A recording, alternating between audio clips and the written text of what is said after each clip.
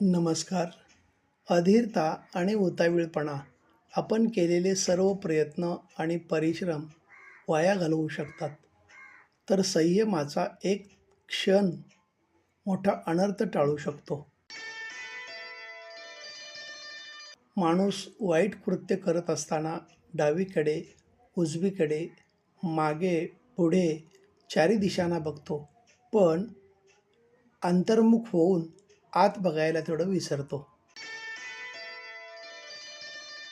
ज्याला माणसं सांभाळता येत नाहीत, त्याने कमीत कमी आपले तोंड सांभाळले पाहिजे.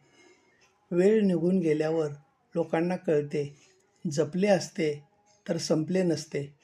मग ती संपत्ती असो वा नाती. मला कोणाची गरज नाही हा अहंकार आणि सर्वांना माझी गरज आहे हा भ्रम, या दोन्ही गोष्टी जर टाळल्या तर माणूस आणि माणुसकी लोकप्रिय व्हायला वेळ लागणार नाही. कमाई की कोई निश्चित परिभाषा नहीं होती है. अनुभव, रिश्ते, मान सम्मान और अच्छे मित्र सभी कमाई के रूप है. धन्यवाद.